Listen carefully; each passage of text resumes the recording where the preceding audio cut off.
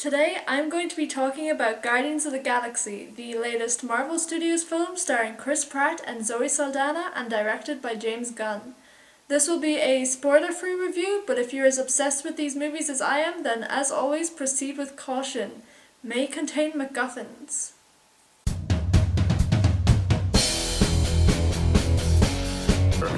Oh, yeah. Hi, and welcome to the first episode of Geeknia, a weekly vlog where I'll be talking about all things geeky. This week I'm going to be talking about the most fun and adventurous movie that Marvel has ever made. The film starts out with Peter Quill on Earth being abducted as a child after an especially heart-wrenching family scene. I think Marvel is just kind of making it their mission at this point to see how many times in a single film they can rip our hearts out, but I think it's working really well. I think it works especially well in this film because we get to move from that tearjerker to something especially fun with Peter Quill in space just rocking out with his Walkman. This movie does in one what it took the Avengers 5 to do. And while I love having the background to all the characters first, it is really amazing how much we come to care for the Guardians in such a short space of time. An especially short space of time, considering this movie just barely manages to be 2 hours long. Chris Pratt is so charming as Peter Quill, reminded me a bit of an original series Kirk, but with less inclination to do the right thing. He manages to be very human despite having been raised by Michael Rooker's Yondu and the Ravagers, but I like that him being from Terra, or Earth as we humans call it, is such an important part of his character.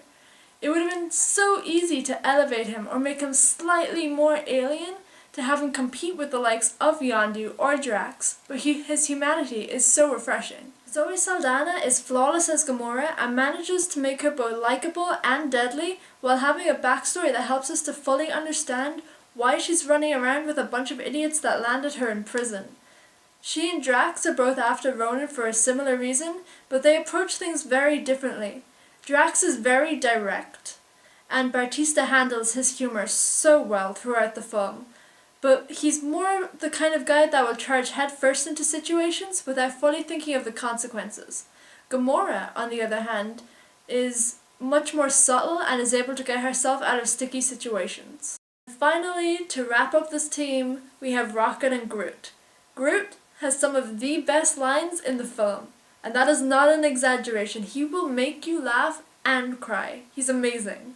And Rocket's probably the one Guardian that I feel fully deserves the title of a-hole, but you can't help but love him. He's such a weepy drunk. It's amazing. A little trigger happy, but also a complete technological genius. I feel like some of the things that he makes in this movie would earn him a high-paying job at Stark Industries if he was on Earth. The Guardians were really fleshed out, and a major kudos to Nicole Perlman and James Gunn for such an epic script. The only character that I wish we'd seen more of in this movie was Nebula. It was clear that she was just a secondary, or I suppose you could almost say tertiary villain, but I'm sure that when we see Thanos again, we'll see Nebula close by. That highly anticipated shot, by the way, of just Thanos sitting in his chair, leaning back with that smirk. That was amazing. I'm pretty sure every fanboy and fangirl in the audience pretty much just wet themselves by how much epic there was in that scene. Lee Pace also delivers an amazing performance. I do feel that when we first see him, some of his dialogue is very similar to things that Trevor Slattery's Mandarin in Iron Man 3 was saying, but aside from that, he's just one of the best psychotic villains that Marvel has done so far. It was really nice to see someone who you couldn't justify their actions for, because I know that's a problem with Loki, with, this guy, that you could sort of feel sorry for him. I don't think there's anyone that's going to feel sorry for Ronan in this movie.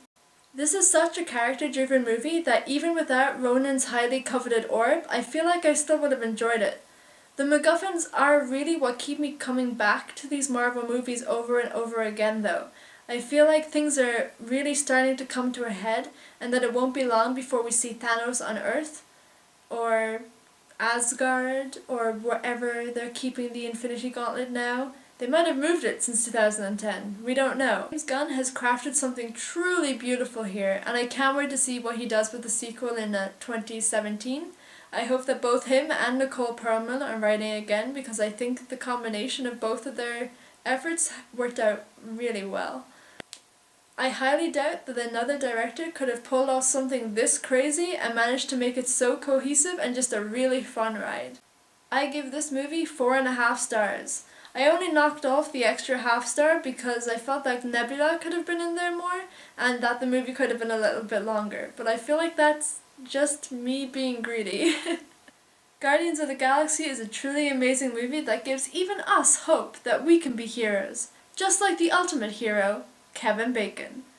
Thank you for watching, and I hope that you will join me again next week, and don't forget to subscribe!